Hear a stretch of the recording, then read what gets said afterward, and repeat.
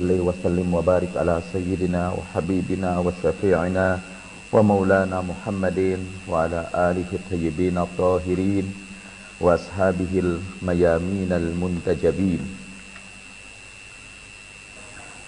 Pengajian kita hari ini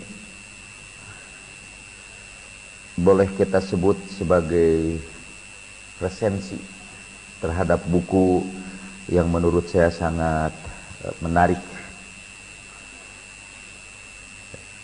Buku terakhir terbitkan Mizan, The Divine Message of the DNA, pesan ketuhanan dari DNA. Tapi Mizan menerjemahkannya sebagai Tuhan di dalam gen kita. Salah satu dari hasil penelitian genetik ialah bahwa kebiasaan berbagi informasi itu akan menghidupkan gen-gen positif di dalam diri kita. Jadi saya ingin berbagi informasi, membantu saudara yang tidak sempat beli buku ini atau tidak sempat baca buku ini, atau kedua-duanya, tidak punya duit untuk membeli dan tidak punya kemampuan untuk membaca. Tapi sebelum itu saya ingin bacakan sebuah hadis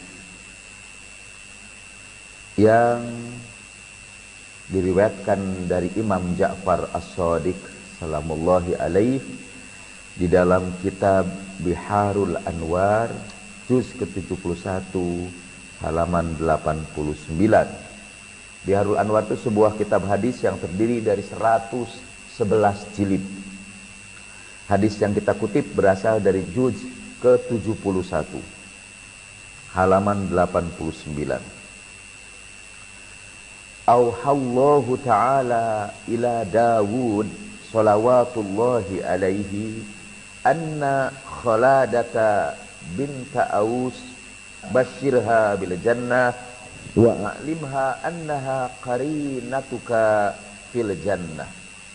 Fantalaqa ilaihi faqara'a al-baba 'alaiha fakharajat wa qalat hal nuzillat fiyya syai'un qala na'am qalat ma huwa qala inna Allah ta'ala awha ilayya wa akhbarani annaka qarinati fil jannah wa an ubashshiraki bil jannah.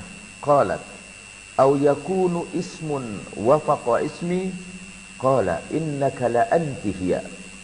Qalat ya nabi Allah ma ukadzibuk wala wallah ma a'rifu min nafsi ma wasaftani bih. Qala Dawud alaihi salam akhbirni an dhamirika wa sariratika ma huwa. Qalat amma hada fa ukhbiruka bihi ukhbiruka annahu lam yusibni waja'un qad nazala bikainan makana wala nazala dharrati wa hajatun wa ju'un kainan makana illa sabartu alaihi wa lam as'alillaha kashfahu anni hatta yuhawwilahu Allahu anni ila al-afiyati was-sa'ati wa lam atlub biha badalan wa syakartu Allah 'alaiha wa hamidtuhu. Faqala Dawud salawatullahi alaihi fahada balaghta ma balaghta. Thumma qala Abu Abdillah alaihi salam wa hada dinullahi alladhi irtadahu lis-salihin. Sengaja saya baca hadis ini seluruhnya. Allah Ta'ala mewahyukan kepada Dawud salawatullahi alaih bahwa ada seorang perempuan bernama Khaladah binti Aus yang disebutkan namanya di dalam wahyu kepada Nabi Dawud. Bashirha bil jannah, gembirakan perempuan itu dengan surga. Wa a'limha, dan beritahukan kepada dia bahwa perempuan itu akan menjadi pendamping kamu di surga. Bahwa perempuan itu akan menjadi pendamping Nabi Daud di surga. Kita tahu bahwa semua perempuan yang soleh itu pada hari akhirat dihidupkan kembali menjadi perempuan baru dalam usia remaja. Begitu kata Al-Quran, inna ansha'nahunna insya'an faja'alnahunna uruban atroban li ashabil yamin, untuk menjadi pendamping kelompok kanan. Ternyata perempuan ini Khaladah binti Aus diberitahu bahwa dia akan menjadi pendamping Nabi Daud di surga. Fantolaq, lalu berangkatlah Nabi Daud ilaiha, menemui perempuan itu. Faqara al-bab, yang mengetuk pintunya. Fakharajat, keluarlah perempuan itu. Perempuan itu terkejut bahwa yang datang mengetuk pintunya adalah Nabi Daud alaihi salam. Saya ingin menyebutkan keunikan Nabi Daud itu dibandingkan dengan nabi-nabi yang lain. Satu, Nabi Daud itu pemilik kerajaan besar yang nanti diwariskan kepada putranya Sulaiman. Daud juga adalah nabi yang memiliki kekuatan yang sangat perkasa sehingga ia bisa mengalahkan Jalut. Kisah ini di dunia barat disebut David and Goliath dan pernah dibuat menjadi sebuah film, Daud dan Jalut. Yang ketiga, Daud itu diberikan anugerah Tuhan untuk bisa melembutkan besi yang keras. Sehingga salah satu di antara doa kita untuk menaklukkan musuh berbunyi, Allahumma layyinhum li kama layyantal hadida li Dawud alaihi salam. Ya Allah, lembutkan mereka itu di hadapanku, lembekkan mereka itu di hadapanku, luluh lantakkan mereka itu di hadapanku, sebagaimana engkau meluluh lantakkan besi di tangan Daud alaihissalam. Doa ini tidak saya ajarkan kepada anda seluruhnya, karena nanti anda jadi perkasa seperti Daud alaihissalam. Dan walaupun ia raja yang besar, yang mewariskan kerajaan yang megah kepada putranya Sulaiman, ia tidak pernah hidup dari gajinya sebagai raja, dari kekayaan kerajaannya. Ia hidup, makan, dan minum sehari-hari dari hasil kerjanya sendiri. Karena ia mampu melembutkan besi, ia membuat perisai, alat-alat perang dari besi, dan alat-alat itu dijual ke pasar. Ini ada tambahan lagi cerita tentang Daud itu. Suatu saat Nabi Daud itu berdoa kepada Allah agar diberi kekuatan untuk menangkap iblis, agar dia tidak lagi menggoda umat manusia, agar dia tidak lagi menyesatkan umat manusia. Diizinkan Tuhan lah, mungkin sebagai eksperimen. Tangkaplah iblis, dan iblis sekarang tidak bisa lagi menggerakkan seluruh bala tentaranya. Itu kalau CPU-nya dilumpuhkan, maka seluruh komponen dalam komputer itu tidak berfungsi lagi. Karena iblisnya ditangkap, berhentilah seluruh setan, baik berbentuk jin maupun manusia, untuk menggoda umat manusia.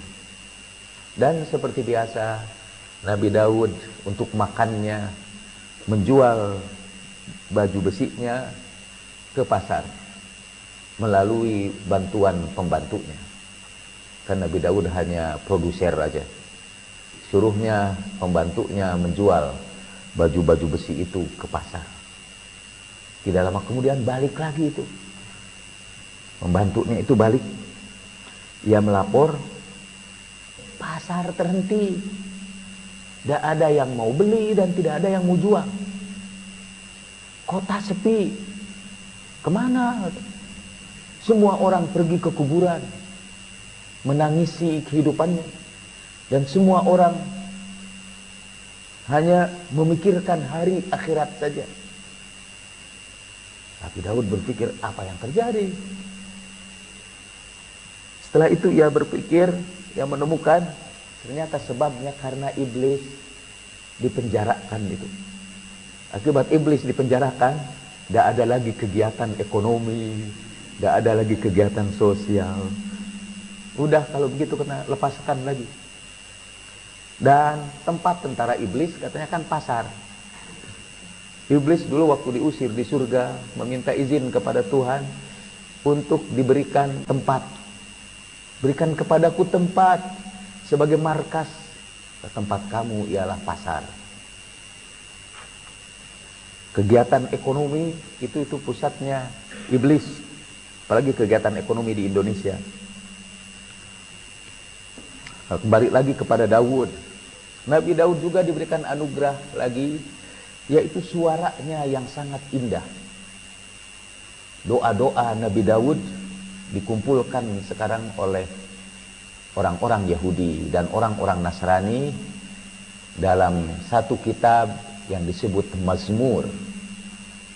Orang Islam menyebut kitab yang turun kepada Nabi Daud itu, saya mau ngetes bapak-bapak, ibu-ibu. Apa kitab yang turun kepada Nabi Daud? Zabur, ya, kitab Zabur. Kalau tidak tahu, tidak lulus. Kitab Zabur.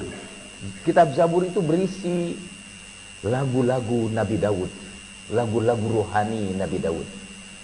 Orang-orang Kristen sering menjadikannya sebagai lagu-lagu di gereja mereka. Lagu-lagu itu sangat menyentuh. Dulu saya punya pengajian yang diantara yang ngajinya itu ya istri saya itu diantara yang ngaji. Dalam pengajian itu saya sering membawakan lagu-lagu yang menyentuh itu. Tetangga-tetangga saya, untunglah tetangga saya itu orang-orang inilah fukara dan masakin waktu itu dulu di situ di masjid itu. Dan di situ tidak ada tempat pengajian. Satu-satunya tempat pengajian ya pengajian saya itu. Tapi pernah juga dilaporkan ke RT setempat bahwa kok masjid berubah jadi gereja.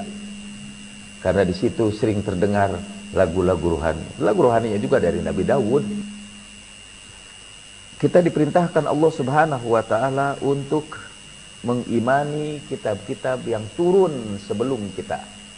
Ciri orang takwa ialah alladzina yu'minuna bima unzila ilaika wa ma unzila min qablik. Yang beriman kepada kitab yang diturunkan kepadamu dan yang diturunkan kepada orang sebelum kamu. Itu Nabi Daud alaihissalam. Kita kembali lagi kepada firman Allah Ta'ala kepada Daud alaihi salatu wassalam. Jadi Daud sudah berada di hadapan rumah Khaladah binti Aus. Jadi Nabi Daud datang menemui Khaladah binti Aus. Bahwa qalat, berkata Khaladah, hal nuzilat fiyya syai', apakah ada wahyu yang turun tentang aku? Qala na'am, betul, kata Nabi Daud. Wa ma huwa, apa wahyu itu? Inna Allah Ta'ala auha ilayya wa akhbarani annaki qarinati fil jannah. Allah Ta'ala sudah mewahyukan kepadaku dan mengabarkan kepadaku bahwa kamu akan menjadi sahabatku di surga. Wa an ubashshiruki bil jannah, dan aku menyampaikan kabar gembira bahwa kamu termasuk penghuni surga. Qalat, lalu ia berkata, au yakunu ismun wafaqa ismi. Kata perempuan, tidak percaya perempuan itu bagaimana mungkin orang biasa seperti dia, perempuan biasa saja seperti dia, yang ibadahnya juga biasa-biasa saja, memperoleh keberuntungan menjadi pendamping Nabi Daud di surga. Lalu dia bertanya sambil meragukan, mungkin itu salah nama aja. Mungkin namanya memang persis sama seperti namaku. Mungkin ada orang lain sebetulnya yang berakhlak baik, yang namanya sama dengan namaku. Au yakunu ismun wafaqa ismi. Barangkali namanya sama dengan namaku. Qala, ia berkata, innaki la anti hiya. Sebetulnya engkau lah yang dimaksud itu. Benar-benar engkau yang dimaksud itu. Qalat, ya Nabi Allah, aku tidak mau berdusta kepadamu. Demi Allah, aku tidak mengenal dari diriku akhlak yang mulia yang engkau sifatkan, sehingga aku berhak untuk menjadi pendampingmu di surga. Qala Dawud berkata, akhbirini an domiriki wa sariratiki ma huwa. Beritahukan kepadaku apa yang tergerak dalam hatimu, atau yang keluar dari lubuk hatimu yang paling dalam. Beritahukan kepadaku tentang hatimu, tentang hati nuranimu, dan apa yang tergerak di dalam batinmu yang paling dalam. Qalat, perempuan itu berkata, amma hadza fa ukhbiruka. Kalau ini akan aku beritakan kepadamu. Ukhbiruka, aku akan kabarkan kepadamu, annahu lam yusibni waja'un qat. Aku akan beritakan kepadamu bahwa aku tidak pernah ditimpa musibah apapun, atau aku tidak pernah ditimpa penderitaan, atau tersesat karena kebutuhan, atau karena kelaparan dalam bentuk apapun, illa sabartu bi adaihi, kecuali aku bersabar menanggungnya. Walam as'alillaha kashfahu, dan aku tidak pernah meminta-minta kepada Allah agar aku dilepaskan dari kesulitanku, sampai Allah sendiri nanti yang akan menggantikannya kepada kebahagiaan dan keleluasaan. Kata perempuan itu, apa yang menyebabkan perempuan itu memperoleh kedudukan yang sangat tinggi di surga? Ini hadis sahih. Ada hadis dhaif yang menyebar di Indonesia. Hadis dhaif yang menyebar di Indonesia itu bercerita tentang sabda Rasulullah bahwa ada seorang perempuan yang sudah mendahuluiku berdiri di pintu surga dan menyuruh, kata Sayyidah Fatimah, bukan dhaif, hadis ini malah maudhu. Artinya hadis ini kayaknya ciptaan bangsa Indonesia. Orang Indonesia itu termasuk pencipta hadis-hadis maudhu. Cuma belum ada yang membukukan. Saya berniat juga membukukan khusus al-ahadits al-maudhu'ah bil Indonesia. Hadis-hadis maudhu yang dilakukan oleh orang-orang Indonesia. Hadis maudhu itu, atau fil Indonesia ya, hadis maudhu itu misalnya itu tentang perempuan yang katanya mendahului Nabi di pintu surga. Suruh Fatimah salamullahi alaiha untuk menemui perempuan itu. Apa amalnya yang menyebabkan ia masuk surga? Ternyata jawabannya seperti sudah ketahui, karena hadis ini cukup mutawatir, khusus untuk Indonesia. Mutawatir maudhu'nya. Itu kata perempuan itu berkata bahwa dia selalu berkhidmat kepada suaminya dengan perkhidmatan yang sesungguhnya. Setiap kali dia menyajikan hidangan apapun, dia bawakan cemeti sekaligus. Dia tawarkan punggungnya, kalau perkhidmatan saya kekurang, cabuklah saya. Nah, karena kesetiaannya Tuhan menjaminkan kepada dia surga. Sekali lagi itu hadis di Indonesia. Kalau saya tidak salah, yang pertama kali mempopulerkan hadis itu adalah Samahatul Ustadz Zainuddin MZ. Setelah itu ditiru oleh semua Zainuddin MZ lainnya di seluruh Indonesia. Hadis yang sangat istimewa, terutama buat laki-laki, supaya bisa melestarikan penindasan kepada perempuan.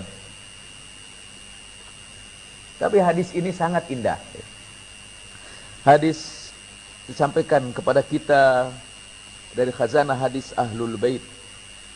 Nabi Daud sekali lagi diberitahu Tuhan untuk memberitahukan kepada seorang perempuan, Khaladah binti Aus, menggembirakan dia bahwa dia akan menjadi penghuni surga dan akan menjadi pendamping Nabi Daud alaihi salam. Lalu Nabi Daud mendatangi perempuan itu dan bertanya kepadanya, apa amal kamu yang menyebabkan kamu masuk surga? Perempuan itu mengatakan merasa tidak punya amal apapun yang membawa dia ke surga, yang menyebabkan dia layak untuk menerima surga. Kata Daud, kalau begitu beritahukan apa yang ada dalam hatimu. Dan jawaban perempuan itu, tidak pernah menimpa aku musibat apapun, dalam bentuk apapun, kecuali aku sabar memikulnya. Dan aku tidak pernah meminta kepada Allah agar musibat ini diselesaikan dengan segera, sampai Allah menghendaki untuk mengubahnya menjadi kebahagiaan dan kelapangan. Aku juga tidak pernah meminta ganti dari musibah itu. Aku pasrah sepenuhnya kepada Allah. Bahkan bukan saja pasrah, wa syakartu Allaha 'alaiha. Aku bersyukur kepadanya. Bahkan untuk musibah pun perempuan itu bersyukur kepada Allah. Wa hamidtuhu, dan aku memuji Allah Subhanahu wa taala. Aku mensyukuri musibah itu dan memuji dia. Faqala Daud salawatullahi alaihi, berkatalah Daud salawatullahi alaihi, fabihadza balagta ma balagta. Dengan inilah engkau sampai kepada kedudukan yang terpuji itu. Abu Abdullah Imam Ja'far As-Shadiq yang meriwayatkan hadis itu memberikan komentar kepada riwayat ini. Yang dilakukan oleh perempuan itu, wa hadza dinullah, itulah agama Allah yang sebenarnya. Alladzi irtadahu lis-sholihin, yang Allah ridhoi untuk orang-orang yang soleh. Keberagamaan yang diajarkan oleh Islam itu ditegakkan di atas satu nilai yang disebut sebagai kesabaran. Kata sabar itu disebut lebih dari 75 kali di dalam Al-Quran. Dan hanya untuk orang-orang yang sabar Allah memberikan pahala ajrun ghairu mamnun, pahala yang tidak terbatas. Innama yuwaffas sabiruna, sesungguhnya orang-orang yang sabar itu akan dipenuhi seluruh pahalanya dengan pahala yang tidak terbatas. Tapi perempuan itu bukan hanya bersabar menerima musibah, dan ini yang menarik, dia mensyukuri musibah itu. Bahkan memuji Allah, berterima kasih kepada Allah atas musibah yang diberikan kepadanya. Mungkin kita menganggap, gimana mungkin itu mensyukuri musibah? Bukankah kata para ustadz juga, syukur itu kalau dapat nikmat, dan sabar kalau mendapat musibah. Ini malah bersyukur ketika mendapat musibah. Bahkan memuji Allah, dia tidak mengeluh, walaupun hatinya hancur luluh, dia tidak mengeluh. Dulu waktu saya masih menjadi mahasiswa, saya mahasiswa yang sangat menderita. Yaitu karena saya membiayai hidup saya sendiri. Saya bekerja keras untuk bisa belajar dengan baik, dengan segala kekurangan saya, tanpa mengurangi rasa terima kasih saya kepada ibu saya yang hanya bisa membantu sesuai dengan kemampuan dia. Untuk bawa catatan-catatan kuliah itu, orang lain punya map yang bagus-bagus, biasanya di zaman itu. Saya bikin map sendiri, dilukis. Yang melukisnya salah seorang kawan saya, sekarang sudah almarhum, dari seni rupa ITB. Bagus lukisannya itu. Dan saya ingat itu saya beli dari dia dan tidak saya bayar. Utangnya tidak saya lunasi. Tapi di situ di map saya itu saya tulis tulisan puisi dari Heinrich Heine, salah seorang penyair Jerman. Bunyinya, Ich grolle nicht und wenn das Herz auch bricht. Aku tidak pernah mengeluh walaupun hatiku hancur luluh. Sekiranya Nabi Daud waktu itu hidup di zaman saya jadi mahasiswa, Nabi Daud akan diberitahu, Tuhan, hubungi itu ada seorang mahasiswa yang akan menjadi pendamping kamu di surga. Dan mungkin ketika Nabi Daud datang kepada saya akan berkata dengan penuh kerendahan hati seperti perempuan itu, amal apa ini yang saya lakukan sampai saya layak untuk menjadi penghuni surga? Nabi Daud mungkin akan berkata, coba ceritakan bagaimana situasi perasaanmu sekarang ini. Saya akan baca lagi puisi Henry Heine, Ich grolle nicht, oh Daud, und wenn das Herz auch bricht. Aku tidak pernah mengeluh walaupun hatiku hancur luluh. Salah satu kelebihan perempuan itu, bukan saya tidak pernah mengeluh walaupun hatinya hancur luluh, ia berterima kasih atas anugerah Allah kepadanya. Anugerah Allah yang berupa musibat itu, ia terima kasihi, ia syukuri. Sekali lagi kita bertanya, bukankah kata para ustadz, syukur itu kalau kita mendapat nikmat, dan sabar itu kalau kita mendapat musibat. Dalam hadis ini, perempuan itu bersabar menerima musibat dan juga mensyukuri musibat itu. Mungkin kita anggap ini aneh.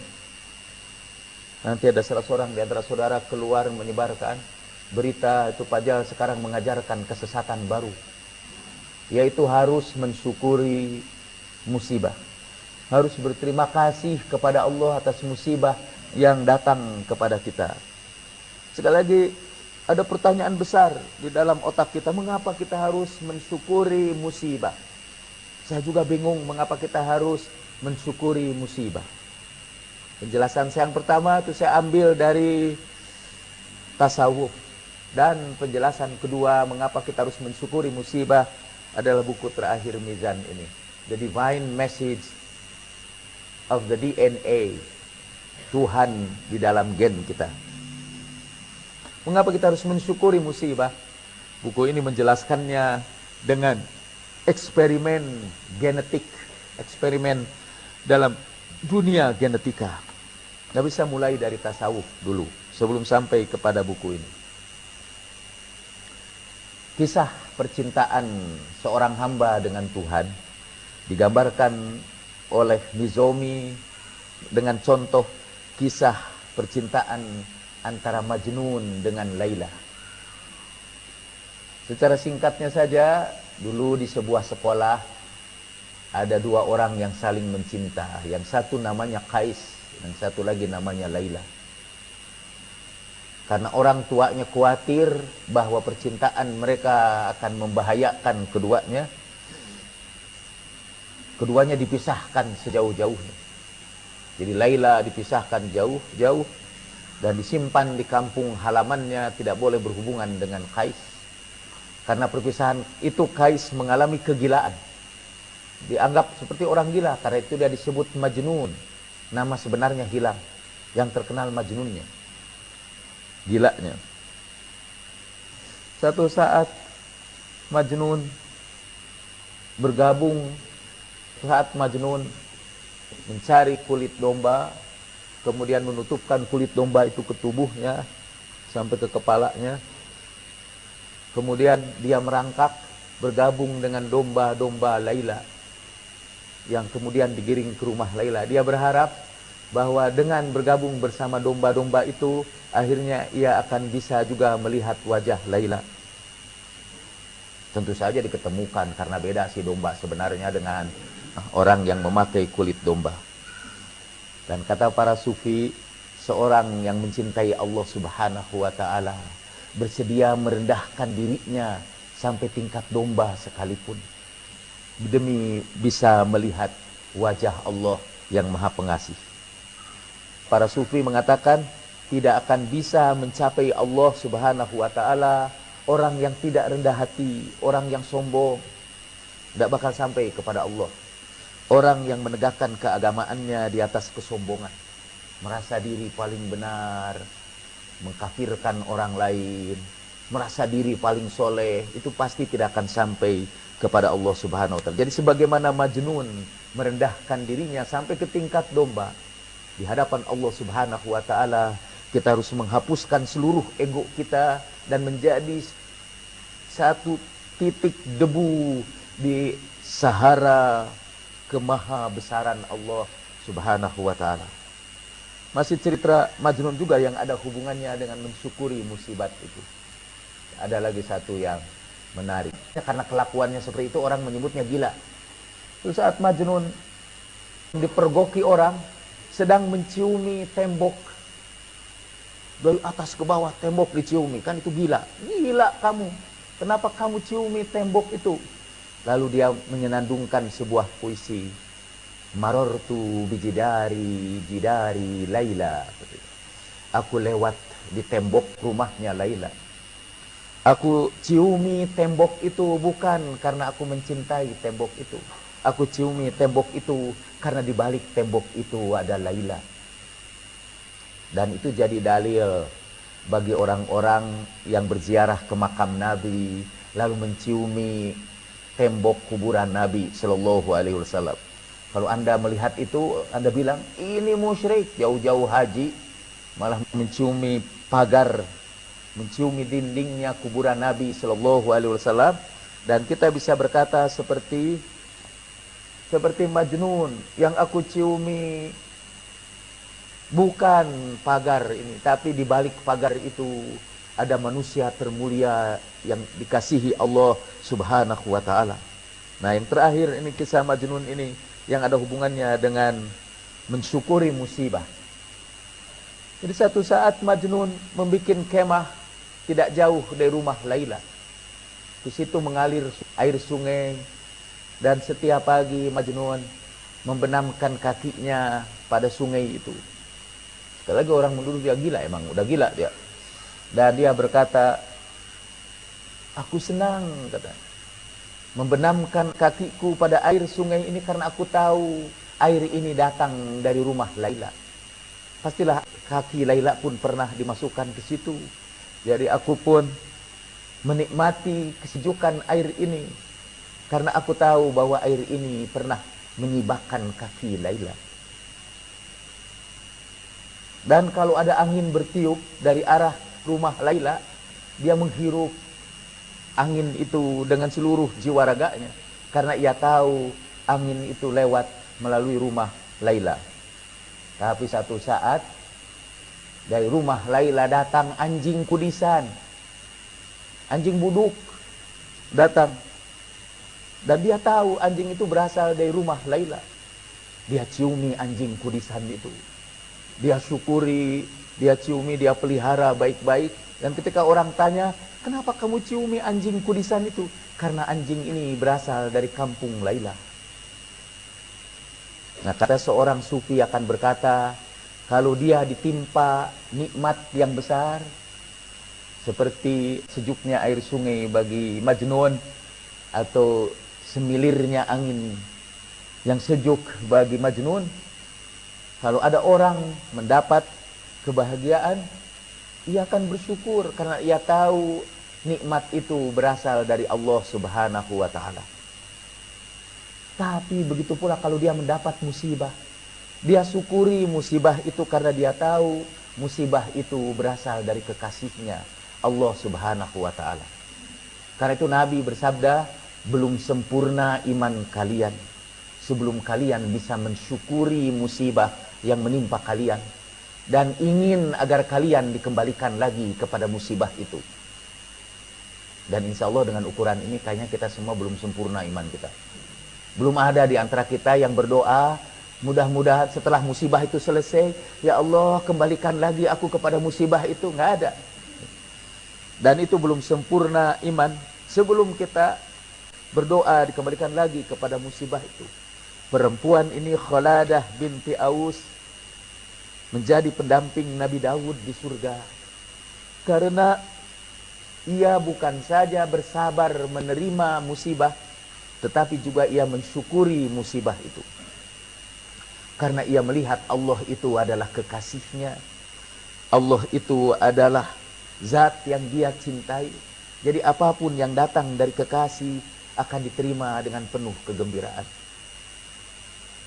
Itu kalau cinta yang sejati. Kalau cintanya kepada Allah sejati, musibah yang diterimanya pun akan disyukuri. Junaid ketika itu seorang sufi satu saat dipenjarakan. Murid-muridnya datang berkunjung. Semacam saya, kalau saya dipenjarakan, saudara-saudara berkunjung. Kali itu juga. Tapi di Indonesia biasanya kalau pimpinannya dipenjara, murid-muridnya berlarian. Takut dianggap terlibat.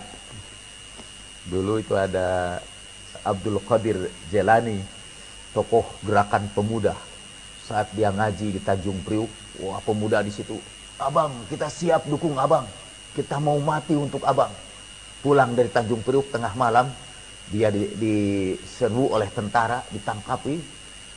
Tentara datang menangkapi dia, memukuli dia, dan siapa yang pertama kali lari? Itu muridnya yang paling keras berteriak, saya mau mati untuk abang.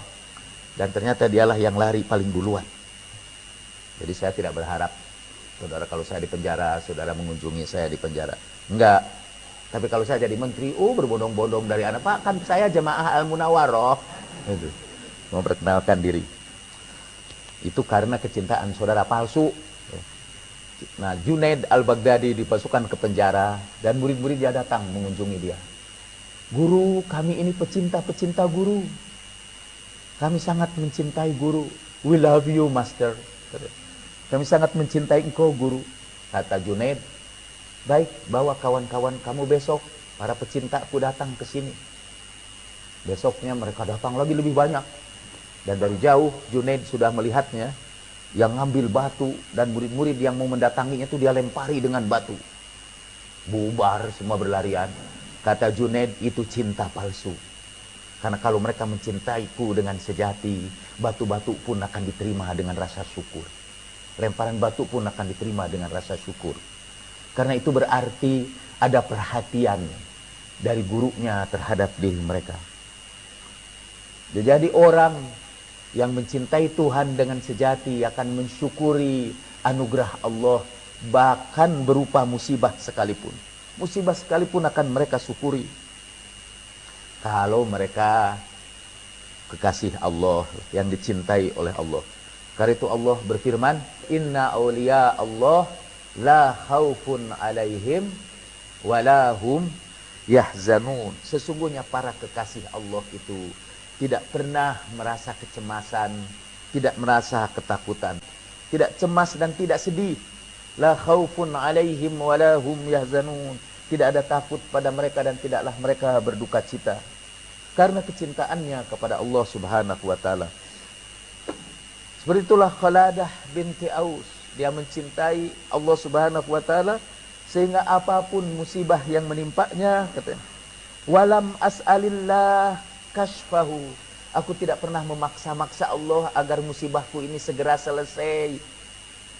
Sampai Allah sendiri berkata, hatta yuhawwilahu Allahu alayya ilal afiyati wasa'at. Ketika orang menerima musibah dengan sabar dan syukur sekaligus. Tadi penjelasan dari tasawuf ialah gimana bisa orang mensyukuri musibah.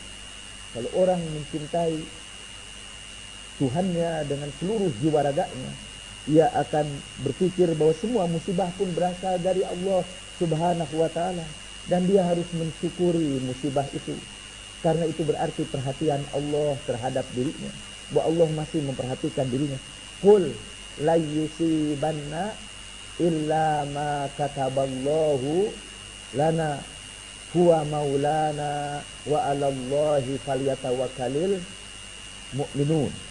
Katakan oleh kamu Muhammad, tidak menimpa musibah kepada kami kecuali yang telah Allah tentukan bagi kami. Dialah kekasih kami dan kepada Allah lah pasrah semua orang yang beriman. Jadi menerima musibah dengan rasa syukur diperintahkan kepada Rasulullah Shallallahu Alaihi Wasallam untuk disampaikan kepada kaum mukminin. Itu penjelasan kaum sufi. Dan yang kedua, ini penjelasan dari Kazuo Murakami, Dr. Kazuo Murakami. The Divine Message of the DNA. Saya menganjurkan saudara membeli buku ini kalau punya duit. Kalau tidak punya duit, saya anjurkan saudara mendengarkan penjelasan saya. Dan enak mendengarkan penjelasan saya itu karena saudara tidak perlu membacanya, dan saya sudah cerna, sudah saya olah supaya bisa diikuti oleh orang-orang awam seperti saudara dan saya. Tapi untuk menjelaskan ini emang saya harus membuat perbandingan. Saya punya handphone, saudara juga punya handphone. Dalam handphone saya ada Bluetooth. Bluetooth itu, kalau Bluetooth itu tidak saya aktifkan, biasa saja, tidak ada reaksi apa-apa. Saudara juga punya Bluetooth di situ, dan Bluetoothnya tidak diaktifkan. Kalau telepon saudara berhubungan dengan telepon saya, HP saudara berhubungan dengan HP saya, tidak ada hubungan apa-apa kecuali kalau saudara telepon saya, walaupun berdekatan. Tapi saudara hidupkan Bluetooth saudara, activate Bluetooth saudara, pakai tanda surak, deactivate Bluetooth saudara. Saya activate Bluetooth saya, dan saudara bisa mengirimkan gambar, foto ke HP saya karena Bluetoothnya itu diaktifkan. Telepon kita yang paling canggih itu punya feature segala, punya beberapa kemampuan, tapi kadang-kadang oleh orang awam cuma sebagian kecil aja dari kemampuan itu yang diaktifkan. Sebagian lagi tidur, tidak aktif. Dalam istilah teknisnya dormant. Dormant itu dari bahasa Prancis dormir, artinya tidur. Jadi sebagian dari itu, istri saya itu punya Bluetooth. Dan kalau tidak diaktifkan, Bluetooth itu tidak apa-apa. Tapi seringkali dia lupa mengaktifkan Bluetooth itu. Jadi satu saat karena aktifnya Bluetooth, tiba-tiba di tengah jalan mungkin ada orang memasukkan virus ke dalam HP dia. Akibatnya HP istrinya, kalau istri saya tidur, itu HP istri saya berkelana ke seluruh jagat, menyebarkan SMS atau MMS, gambar-gambar. Sampai kawan-kawan saya di Jakarta, ibu-ibu berguncang karena ada SMS tengah malam datang dari istri saya. Mungkin asalnya karena Bluetooth dia itu aktif. Lalu ada Bluetooth orang lain aktif dan mengirimkan virus ke situ. Tapi kalau tidak diaktifkan, HP itu tidak apa-apa. Tidak membuat kegiatan apa-apa. Kalau tidak activated. Kalau tidak diaktifkan, kita tidak bisa mengirim gambar. Nah sekarang sebetulnya tubuh kita ini menurut para ahli biologi, terutama mikrobiologi, tubuh kita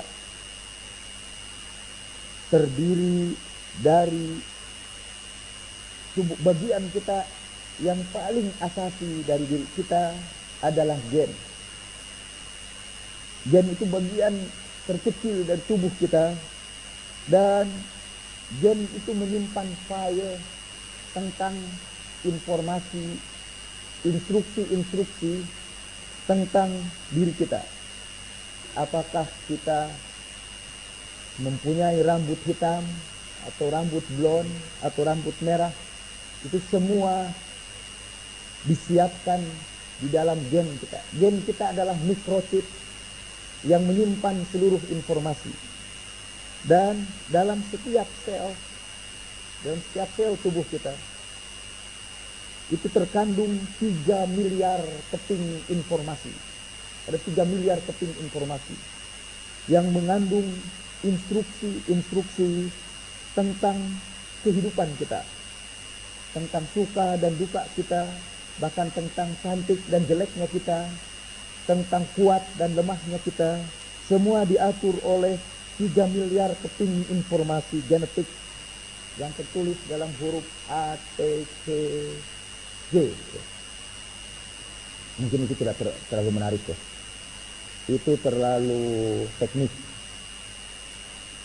kita ini memiliki sejumlah informasi genetik yang jumlahnya sekitar 3 miliar. Dan dari 3 miliar informasi genetik itu hanya 5 atau 10% yang aktif. Jadi 95% tidak aktif. Masih juga mungkin tidak begitu jelas. Kita menyimpan itu seluruh informasi genetik itu sejak awal, sejak kelahiran. Kita dulu lahir dan kita menyimpan seluruh potensi genetik itu. Sebagian besar tidak aktif.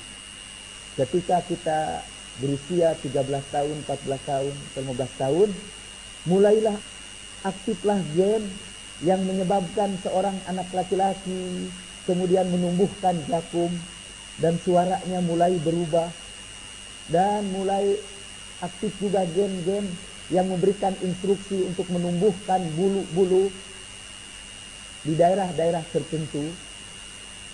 Juga buat perempuan, begitu sampai kepada usia seperti itu, tiba-tiba muncullah gejala-gejala tubuh yang tidak ia dapatkan sebelumnya. Tadi tumbuhnya bulu, mungkin buah dadanya mulai tumbuh. Dia juga mengalami mulai menstruasi. Dahulu tidak ada itu. Nah, menurut biologi, itu gen-gennya baru diaktifkan pada usia seperti itu. Gen yang memberikan instruksi untuk pertumbuhan bulu dan pertumbuhan karakteristik sekunder dari setiap manusia itu baru tumbuh pada usia tertentu. Gennya diaktifkan. Asalnya dorman, dia mati saya aktif. Itu contoh bahwa gen itu dalam istilah Kazuo Murakami bisa on and off. Dari 3 miliar informasi genetik di dalam gen itu bisa bernyala dan bisa padam dalam waktu-waktu tertentu. Ada gen yang dipadamkan, ada gen yang dinyalakan, ada gen yang di-on-kan, ada gen yang di-off-kan. Ada contoh lain lagi mungkin yang bisa berikan penjelasan kepada kita. Ada orang yang rambutnya, orang mendapat trauma, satu derita yang luar biasa, yang sangat traumatis kepadanya. Dalam waktu singkat itu kepalanya menjadi berubah jadi beruban. Padahal untuk beruban itu mungkin diperlukan waktu puluhan tahun bagi orang lain. Tapi dia karena trauma itu segera kepalanya semuanya penuh uban.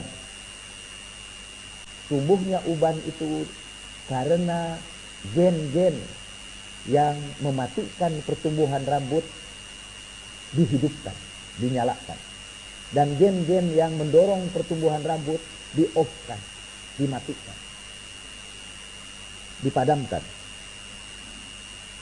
Jadi gen kita ini bisa nyala, bisa padam kapan saja tanpa kita ketahui. Katanya di dalam olimpiade lari, itu lari tercepat sekarang ini yang dicatat rekor olimpiade ialah 100 meter dalam waktu 10 detik. Jadi itu ada gen lari dia itu yang memberikan instruksi lari, potensi lari untuk 100 meter dalam 10 detik. Kok kita tidak bisa itu lari 100 meter dalam 10 detik? Karena gen-gen kita dorman, gen kita tidak aktif. Satu saat misalnya kita dikejar harimau, jangan harimau lah, dikejar anjing galak, itu saudara akan lari mungkin memecahkan rekor olimpiade. Bisa jadi dalam 100 meter hanya dalam 7 detik saja. Kenapa kita tiba-tiba memiliki kekuatan yang dahsyat? Karena musibah itu, tiba-tiba gen yang dorman, gen yang mati menjadi aktif. Saudara bergerak dengan kecepatan yang sangat tinggi, gen untuk lari itu diaktifkan, diaktifasikan karena adanya satu peristiwa. Orang yang dikejar ketakutan itu bisa melompati tembok yang tinggi. Kalau dia ulangi lagi nggak bakal bisa.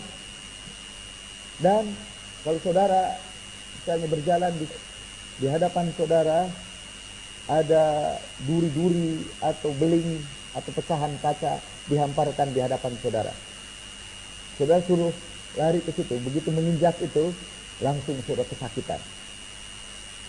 Mana bisa suruh lari juga, kesakitan. Tapi di belakang saudara kita lemparkan ular berbisa. Saudara lari terbirit-birit tanpa merasakan seluruh tusukan beling dan pecahan-pecahan kaca itu. Gen-gen untuk menahan rasa sakit itu diaktifkan. Dan gen-gen yang memerintahkan kita untuk menderita karena pecahan beling itu dimatikan, di-off-kan. Nah, kata Kazuo Murakami, Dr. Kazuo Murakami, kita bisa mengaktifkan kalau ada gen-gen yang bisa membuat kepala kita beruban, maka ada juga gen-gen yang bisa membuat kepala kita tidak beruban atau pertumbuhan uban dihambat. Ada gen-gen yang menghambat pertumbuhan uban. Ada gen misalnya yang memberikan instruksi agar kanker tumbuh di dalam tubuh kita. Sampai sekarang penyebab kanker itu masih misteri. Dan semua sebab sering dituding. Apa saja bisa dituding sebagai penyebab kanker. Misalnya makanan yang beracun atau udara yang penuh polusi bisa jadi penyebab kanker. Rokok juga bisa jadi penyebab kanker. Hampir semua, sampai sodium glutamat penyedap masakan itu ternyata juga terbukti bisa menyebabkan kanker. Tapi ada orang minum sodium glutamat sebanyak-banyaknya dan tidak menderita kanker. Ada orang yang merokok sepanjang hidupnya dan tidak menderita kanker paru-paru. Ada juga orang yang menderita kanker paru-paru padahal dia tidak pernah merokok sama sekali. Jadi apa yang menyebabkan kanker masih merupakan rahasia, walaupun sudah diidentifikasi sejumlah penyebab kanker. Ada lagi rahasia dari penderita kanker itu. Ada berbagai peristiwa yang dalam dunia kedokteran disebut remission. Remission itu ialah sel-sel kanker tiba-tiba hilang. Tidak diobati, tiba-tiba hilang saja. Itu orang menghubungkannya bisa kepada doa, bisa kepada macam. Kalau tidak bisa dimengerti, tiba-tiba hilang saja itu. Sel kanker itu tiba-tiba hilang. Dulu saya punya kawan dosen IAIN, sekarang menjadi pejabat di IAIN Lampung, Pak Sidik namanya. Anaknya itu dibawa ke rumah sakit dan menurut dia anaknya itu menderita kanker. Dan kankernya itu pada prostat dia. Pokoknya sudah diperiksa begitu, pokoknya keesokan harinya dia harus dioperasi. Semalaman dia berdoa. Ya, tidak ada lagi cara lain. Udah berobat dan dia bermohon kepada Allah Subhanahu wa taala. Esoknya dibawa ke rumah sakit, dokter keheranan, hilang. Itu terjadi remission. Menurut cerita nenek saya almarhum Allah yarhamha, waktu saya lahir, ini rahasia, ini tidak boleh diberitahukan. Waktu saya lahir, tubuh saya ini hitam. Seluruh tubuh saya itu hitam. Dan di atas kepala saya seperti ada dua benjolan seperti tanduk. Zulkarnain, pemilik dua tanduk. Dan memang katanya, begitu ceritanya kan, orang tua juga berusaha memberikan penjelasan kenapa anak ini aneh. Lahirnya begitu. Jadi ada seperti benjolan dua tanduk. Itu karena ibunya waktu itu sering membaca tafsir surat Kahfi, ibu saya itu. Dalam tafsir dalam bahasa Sunda itu surat Kahfi, dan dalam surat Kahfi kan ada cerita Zulkarnain.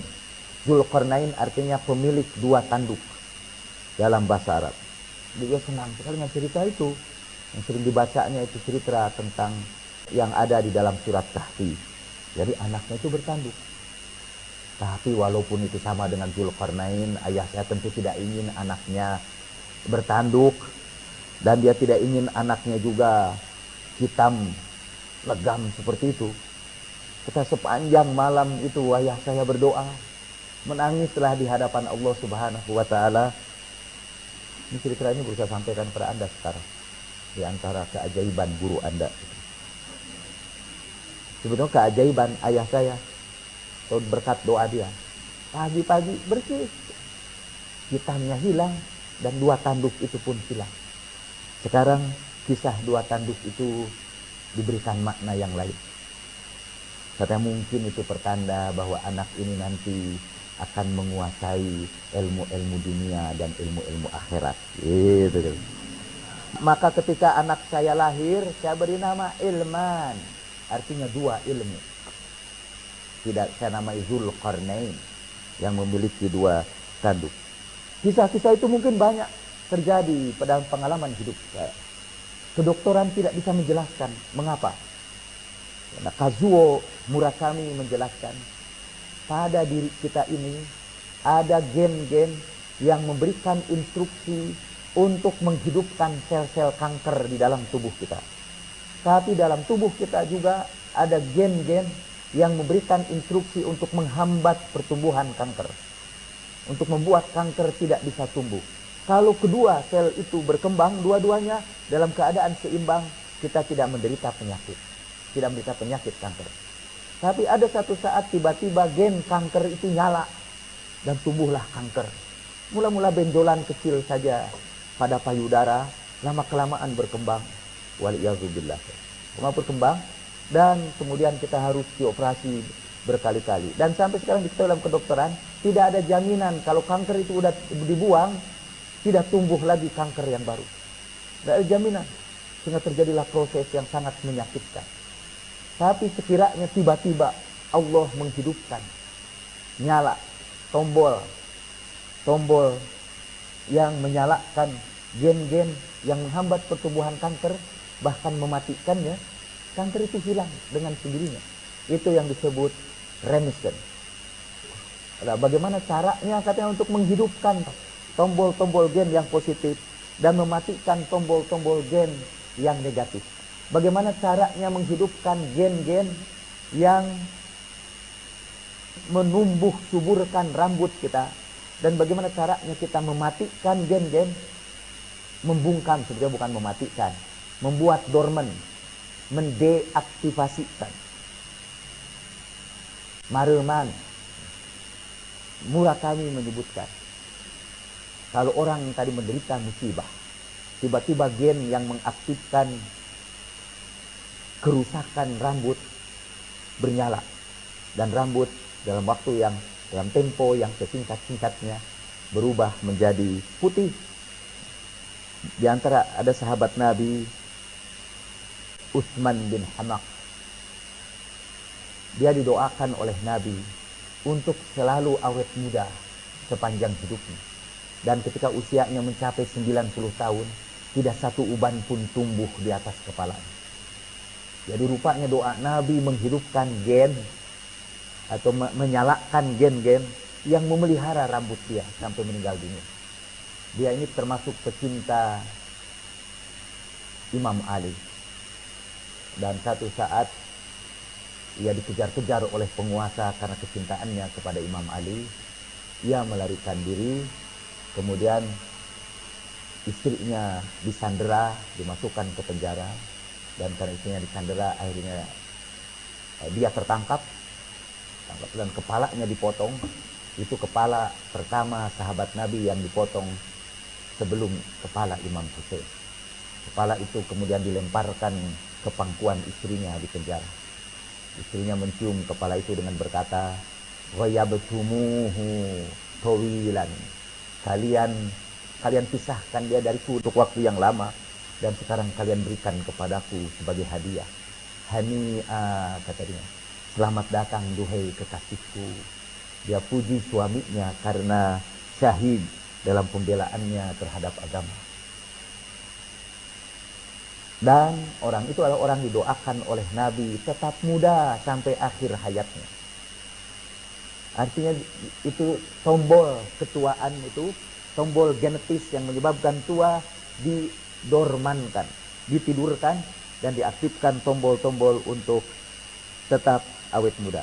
Nah, di sini Kazuo Murakami memberikan contoh hal-hal yang bisa menyalakan tombol-tombol genetis yang positif, yang bisa mengaktifkan Bluetooth kita, supaya kita bisa kirim gambar. Apa saja yang bisa mengaktifkan tombol-tombol positif kita, yang bisa membuat kita awet muda. Di sini malah ada bab itu, rahasia awet muda, kata dia. Mengaktifkan tombol-tombol supaya awet muda. Tentu saja saya tidak akan menyampaikan seluruhnya. Kalau mau baca buku ini, saya menyampaikan satu saja, yaitu, kata dia, menerima musibah dengan perasaan syukur. Berterima kasih kalau mendapat musibah. Dalam bahasa dia, pada setiap musibah apapun yang menimpa kita, selalu ada sisi-sisi positif dan sisi-sisi negatifnya. Halaman 61. Saya memiliki satu teknik yang bermanfaat bagi saya. Saya selalu mengingatkan diri saya bahwa setiap situasi dalam hidup memiliki dua sisi. Hal-hal yang baik dan hal-hal yang buruk. Semuanya bergantung kepada penafsiran Anda. Ambillah contoh sebuah penyakit misalnya. Ketika Anda sakit, mudah rasanya untuk memperhatikan segi-segi yang negatif. Penyakit mencegah Anda bekerja, menyebabkan tekanan keuangan. Walaupun begitu, pada saat yang sama, penyakit juga memiliki dampak positif. Misalnya membantu Anda menghargai orang-orang yang istimewa dalam hidup Anda, atau memberi Anda waktu untuk memikirkan ide-ide yang terhambat oleh jadwal kerja Anda yang padat. Saya mengingatkan Anda kepada doa Imam Ali Zainal Abidin dalam Syahifah Sajadiyah. Ketika ia menderita penyakit, ia berdoa begini, ya Allah, aku tidak tahu mana yang harus aku lakukan. Apakah aku harus bersabar atau aku harus bersyukur menerima penyakit ini? Berkat penyakit ini, kata Imam Ali Zainal Abidin, aku mempunyai banyak waktu untuk berzikir dan beribadat kepadamu. Berkat sakit ini, aku tidak punya kesempatan untuk berbuat maksiat. Berkat penyakit ini, aku bisa berada dalam lingkungan keluarga yang aku cintai. Jadi sakit itu bisa dilihat dari sisi positif dan dari sisi negatif. Kalau kita melihat penyakit kita dari sisi negatif, maka gen-gen negatif akan kita nyalakan. Maka cepatlah rambut kita berubah menjadi putih, kulit kita berubah menjadi keriput, tulang kita mendadak cepat keropos, lalu menderita osteoporosis, penyakit yang sekarang ini agak populer. Tetapi kalau Anda selalu memandang sisi-sisi yang positif dari kehidupan Anda, itu gen-gen positif akan bernyala. Dan pikiran Anda akan merasuki sel-sel tubuh Anda, mempengaruhi kode genetik di dalam tubuh Anda, dan mengaktifkan hanya gen-gen yang memberikan dampak positif dalam kehidupan kita. Ajaran ini disimpulkan di dalam Al-Quran, inna ma'al usri yusra, fa inna ma'al usri yusra. Sesungguhnya bersama penderitaan itu ada kebahagiaan. Bersama sisi-sisi negatif itu ada sisi-sisi positif. Fa inna ma'al usri yusra. Sungguh bersama penderitaan itu ada kebahagiaannya. Nah, sayangnya kita lebih cenderung memperhatikan sisi-sisi yang buruk aja dari kehidupan ini.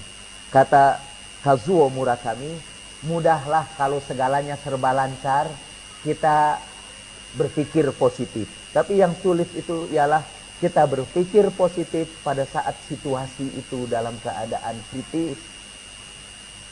Karena itu dalam salah satu yang saya edarkan kepada Anda, mengutip sebuah hadis dari Ahlul Bait, kalau ada orang yang kamu bikin dia marah sampai 3 kali, tapi dia tidak pernah menceritakan kejelekan kamu, ambillah dia sebagai sahabat sejati, kata Imam Ja'far As-Shadiq.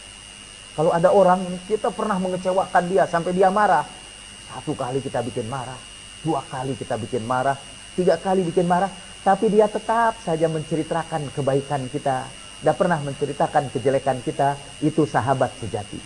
Dan sahabat seperti itu pasti panjang umur. Karena dia hanya melihat segi-segi yang positif saja dari orang lain. Kalau kita melihat dari orang lain itu segi negatifnya saja, kita menderita sendiri. Kita seringkali menderita karena kita hanya melihat sisi-sisi buruk saja dari satu kejadian itu.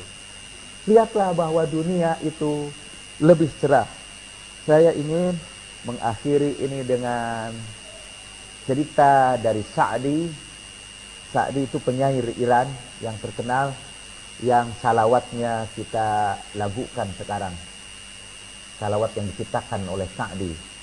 Balaghul ula bikamalihi, kasyafad duja bijamalihi, hasunat jami'u fisolihi, sallu alaihi wa alihi. Itu salawat ciptaan Sa'di. Sa'di satu saat berada di Masjid Umayyah di Damaskus. Selesai sholat di masjid, ia melihat sandalnya itu hilang. Dia cari ke sana kemari, dia tidak menemukan sandalnya, dan dia menggerutulah seperti gerutuan kita kalau sandal kita hilang ketika kita keluar salat Jumat. Dia menggerutu dan dia tidak enak hati, sepatunya hilang. Udah putar-putar, sambil muter-muter masjid itu dia melihat salah satu sudut masjid ada seorang penceramah, dikelilingi orang-orang mendengarkan ceramah, dan penceramah itu selalu senyum, wajahnya itu cerah, gembira, kan? Kelihatan bersemangat. Dia ikut juga tersentuh, dia ikut hadir juga di situ. Ketika dia perhatikan, ternyata penceramah itu kedua kakinya dipotong. Dia tidak punya dua kakinya, dia duduk di kursi dan kedua kakinya tidak ada. Lalu kata Sa'di, saya mengeluh karena kehilangan sepatu saya. Dan orang ini tetap bergembira walaupun sudah kehilangan kedua kakinya. Nah, ini orang itu memandang dunia dari sisi yang positif. Sa'di hanya memperhatikan sepatunya yang hilang dan sudah panik begitu. Ini orang sudah hilang kedua kakinya masih tetap tertawa ceria. Nah, itu cerita dari literatur sufi. Ini cerita dari buku ini. Saya melihat dari positifnya aja nih. Walaupun ini jatuh, harusnya saya menggerutu, jatuh lagi. Tapi ternyata masih banyak orang-orang baik yang mengantarkan ini kepada kita. Dan nanti saudara akan menemukan bahwa pada setiap musibah yang saudara derita, ada saja orang-orang baik yang membantu kita dalam penderitaan itu. Ada saja orang-orang yang ternyata mengasihi kita dengan kecintaan yang tulus. Di samping tentu ada orang juga yang kerjanya bikin provokasi supaya kita lebih menderita. Ada, tapi jangan lihat provokatornya. Lihatlah orang yang memberikan kasih sayangnya yang tulus kepada kita. Nah, ini cerita dari ini katanya. Jadi waktu dia jadi mahasiswa, dia diperkenalkan dengan salah seorang dosennya di Universitas Kyoto, namanya Hirasawa. Hirasawa menceritakan pengalaman hidupnya. Jadi ketika dia bergabung pada Departemen Kedokteran Universitas Kyoto, Hirasawa belajar sangat keras siang dan malam supaya dia berhasil, sampai rata-rata tidurnya 4 jam. Satu saat dia akhirnya kolek, jatuh, menderita gangguan kejiwaan, neurosis. Dia menderita gangguan saraf yang parah dan harus kembali ke kota asalnya untuk beristirahat. Nah, satu hari ketika tengah berjalan-jalan melintasi sebuah lapangan bersalju, ia mendengar sebuah suara yang mengutip. Jadi dia menderita gangguan jiwa, mendengar suara-suara, mendengar atau mencium bebauan yang tidak tercium oleh orang lain. Nah, waktu dia melintasi itu, dia tiba-tiba mendengar sebuah suara yang mengutip Heiligenstädter Testament dari Beethoven. Beethoven itu pemusik besar dunia yang di satu saat dia menderita ketulian total. Dan untuk pemusikan tuli itu bencana besar. Sama untuk penulis buta misalnya, itu bencana besar. Tapi kalau pemusik hilang pendengaran sama sekali, itu bencana total. Dan dia menceritakan tekad Beethoven itu dalam Heiligen Vater Testament. Di dalamnya ia menulis, mungkin aku akan membaik, mungkin tidak. Aku telah siap, terpaksa sudah menjadi seorang filosof pada usiaku yang 28 tahun ini. Dalam usia 28 tahun, Beethoven dilanda ketulian total. Dan ini tidak mudah, dan bagi seorang seniman jauh lebih sulit daripada siapapun. Tapi kemudian Beethoven mengubah penderitaannya menjadi satu kemampuan yang luar biasa. Bahkan pada suasana tuli itu, Beethoven membuat sebuah komposisi yang meninggalkan warisan besar musik dalam musik dunia. Ketuliannya tidak melumpuhkan hidupnya, tapi dia mengaktifkan tadi gen-gen yang luar biasa di dalam potensi dirinya. Nah, kata-kata itu menyambar Hirasawa bagaikan petir. Penderitaanku ini tidak ada apa-apanya dibandingkan dengan Beethoven. Beethoven telah mengatasi ketulian, sebuah cacat yang sungguh fatal bagi seorang musisi. Aku mungkin tidak memiliki bakat yang besar, tapi aku punya tubuh yang normal dan sehat. Jadi bagaimana aku bisa mengeluh? Aku akan menunjukkan kepada semua orang bahwa aku dapat mengatasi hal ini. Hirasawa benar-benar tergerak, dan pada saat itulah neurosis yang dia derita tersembuhkan. Halusinasi pendengaran maupun visual yang sering ia alami setelah gangguan saraf pun menghilang. Apakah yang dapat menyembuhkan kondisi parah ini dalam sekejap? Menurut saya, emosi mendalam yang ia alami telah mengaktifkan gen-gen yang menyebabkan penyembuhan dan vitalitas. Pengalaman ini juga dapat memberi kita inspirasi. Jadi orang yang memandang musibah dengan perasaan syukur adalah orang-orang yang insya Allah akan awet muda, hidupnya lebih bahagia, panjang usia, dan merekalah para kekasih Allah Subhanahu wa Ta'ala yang insya Allah akan mendampingi para nabi di surga. Dalam akhir pembicaraan ini, saya kembali membacakan hadis ini. Allah mewahyukan kepada Daud shalawatullahi alaih bahwa Kholadah binti Aus akan digembirakan dengan surga, dan ajarkan kepada dia bahwa dia akan menjadi pendamping kamu di surga. Maka berangkatlah Daud menemui perempuan itu, mengetuk pintu rumahnya. Perempuan itu keluar dan berkata, apakah ada wahyu yang turun tentangku? Betul, kata Nabi Daud. Apakah wahyu itu? Allah Ta'ala memberikan wahyu kepadaku dan menyampaikan berita bahwa kamu akan menjadi pendampingku di surga, dan aku gembirakan kamu dengan surga.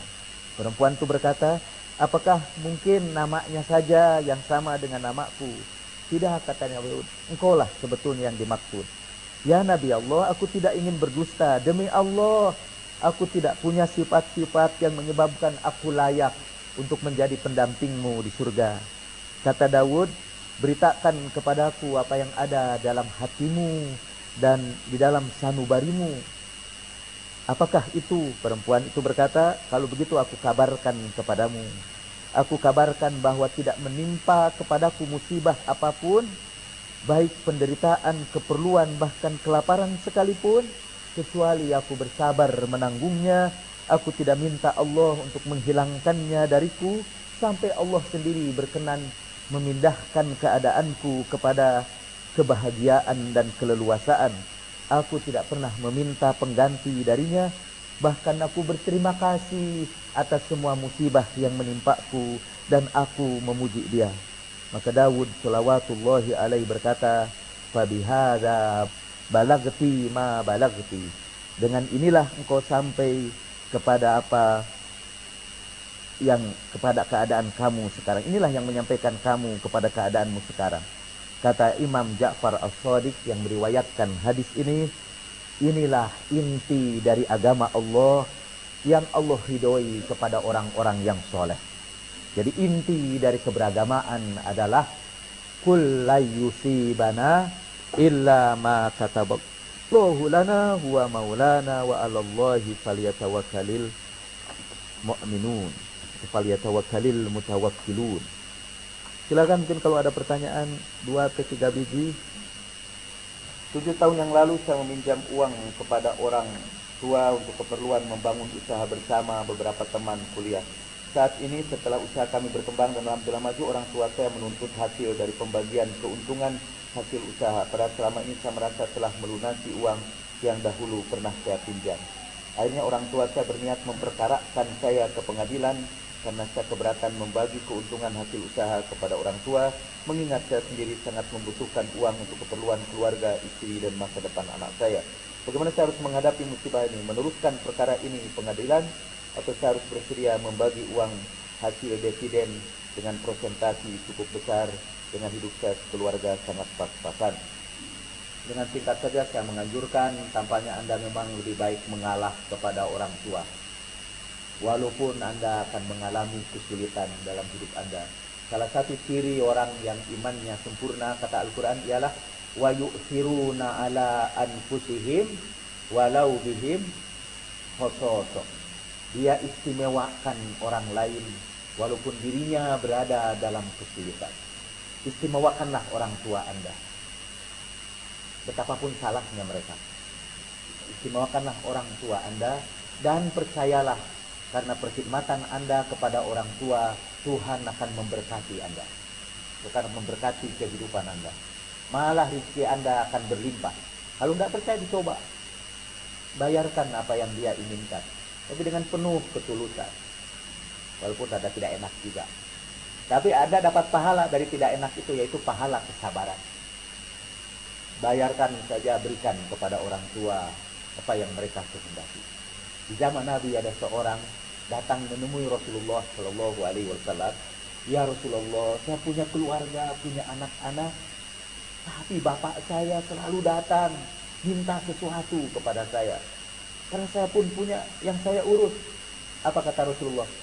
Anta wa maluka li abika. Kau dan hartamu itu milik bapakmu. Salah sih yang nanya ini, kenapa nanyanya sama saya? Nanya sama yang lain mungkin terusin aja perkara ke pengadilan.